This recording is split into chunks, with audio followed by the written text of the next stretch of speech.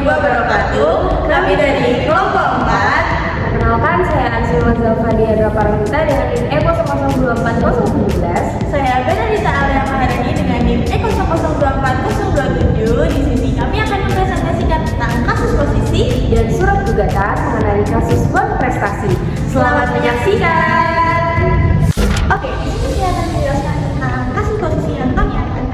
Pada hari Selasa, tanggal 10 Januari 2025, bertempat di kantor PT Geraha Santosa Abadi yang beralamat di Jalan Adi Sucipto nomor 45, Kelurahan Manahan, Kecamatan Banjarsari, Kota Surakarta, telah dibuat dan ditandatangani perjanjian pengikatan jual beli atau biasa kita kenal dengan PPJB antara PT Geraha Santosa Abadi sebagai tergugat dan Andika Pratama sebagai penggugat yang beralamat di Jalan Slamet Riyadi nomor 210, Kelurahan Laweyan, Kecamatan Laweyan, Kota Surakarta. Dalam perjanjian tersebut, tergugat berkewajiban untuk membangun dan menyerahkan satu unit rumah tipe 45 yang berlokasi di Kartosura, Kabupaten Sukoharjo, dalam jangka waktu 12 bulan sejak perjanjian ditandatangani.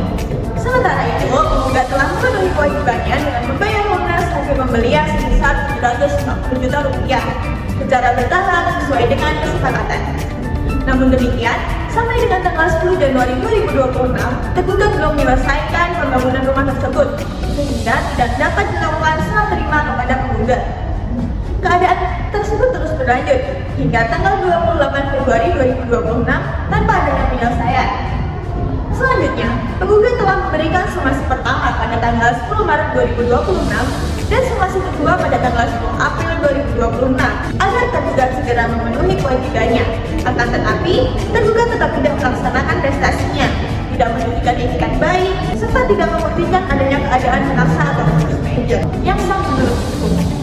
Akibat dari kelalaian tersebut, penggugat mengalami kerugian material berupa uang yang telah dibayarkan serta tidak terpenuhinya hak atas objek perjanjian. Oleh karena itu, setelah tidak adanya etikat baik dari tergugat sampai dengan tanggal 30 April 2026, penggugat mengajukan gugatan prestasi ke Pengadilan Negeri Surakarta. Dalam proses persidangan, penggugat tidak hadir secara langsung karena alasan kesehatan. Dan berdasarkan surat kuasa hukum tanggal 15 April 2026 memberikan kuasa kepada advokat Rudi Antono SH dan rekan yang berkantor di Jalan Rajiman nomor 100 Kelurahan Jagres, Kecamatan Jagres, Kota Surakarta untuk mewakili kepentingannya dalam perkara tersebut. Oke, itu dia kasus posisi yang bisa saya jelaskan. Selanjutnya akan dijelaskan surat gugatan oleh rekan saya. Semuanya, di sini saya akan menjelaskan mengenai surat gugatan, yang mana kami memasukkan judul dalam surat gugatan, yakni surat gugatan. Lalu kami memasukkan juga mengenai struktur perihal, tempat dan tanggal, serta alamat tujuan, yang mana perihal mengenai gugatan prestasi dengan tempat dan tanggal yakni Surakarta 30 April 2026 serta alamat tujuannya yakni kepada yang terhormat Ketua Pengadilan Negeri Surakarta yang beralamat di Jalan Brigjen Soehardi nomor 290 di Surakarta. Lalu, identitas selanjutnya adalah identitas dan keterangan penggugat dan tergugat atau para pihak, yang mana di sini yang bertanda tangan adalah Rudi Hartono SH sebagai advokat yang berkantor di Jalan Rajiman nomor 1 Kota Surakarta berdasarkan surat kuasa khusus tanggal 15 April tahun 2026 yang bertindak atas nama klien kami yakni Andika Pratama, umur 28 tahun, pekerjaan wira swasta dengan alamat di Jalan Slamet Riyadi nomor 210 Kelurahan Laweyan, Kecamatan Laweyan, Kota Surakarta. Ini adalah sebagai penggugatnya.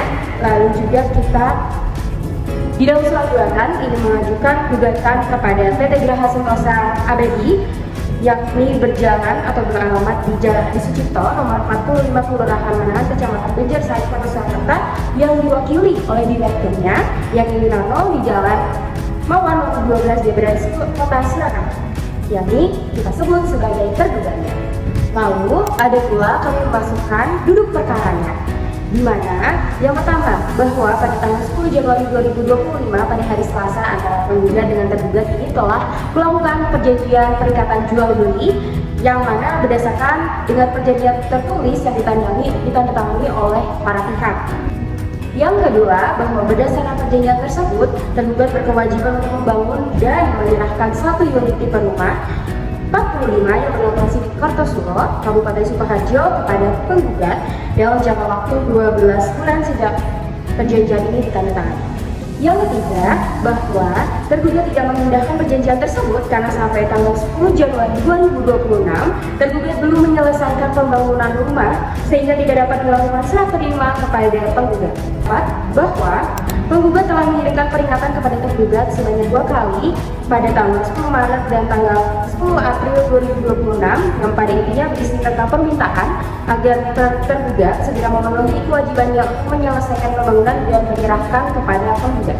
Yang kelima, bahwa tidak terdapat itikat baik dari tergugat terkait peringatan yang dikirimkan oleh penggugat terbukti dengan tidak adanya penyelesaian maupun tanggapan yang jelas dari tergugat atas lokasi yang diberikan. Yang keenam, bahwa tidak dilaksanakannya kewajiban dari tergugat, maka tergugat telah melakukan tindakan non-prestasi sesuai dengan pasal 1239 KUH Perdata.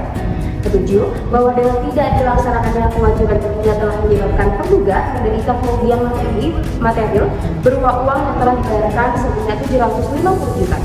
Yang kedelapan, bahwa terhadap prestasi yang dilakukan oleh tergugat untuk menjaga kepentingan hukum dari penggugat, maka penggugat memohon agar Ketua Pengadilan Negeri Surakarta menyatakan bahwa tergugat telah melakukan prestasi. 9.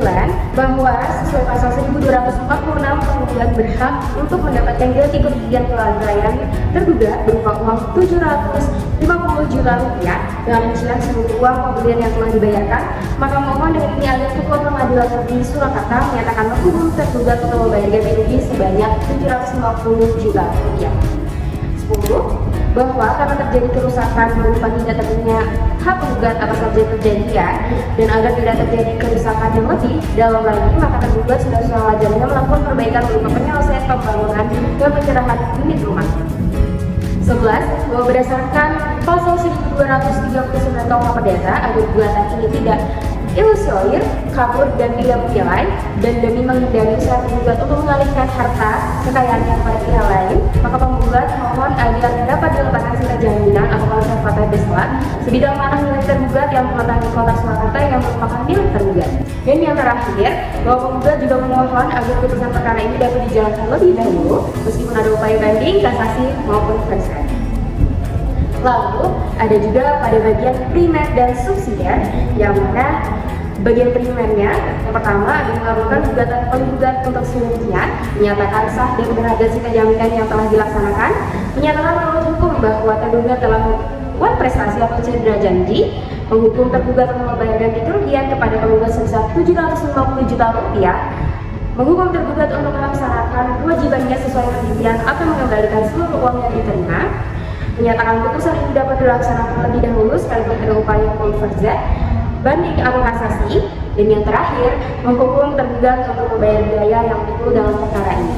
Lalu juga ada bagian subsidiar yang mana memutuskan perkara ini dengan seadil-adilnya. Lalu yang terakhir ditutup dengan tanda tangan. Yang mana di sini kami menuliskan hormat saya kuasa hukum penggugat dengan menggunakan materai yang tertanda tangan oleh Rudi Hartono SH. Sekian informasi dari saya mengenai surat gugatan. Baik, itu dia kasus posisi dan surat gugatan yang kami sampaikan. Terima kasih sudah menyaksikan dan sampai jumpa.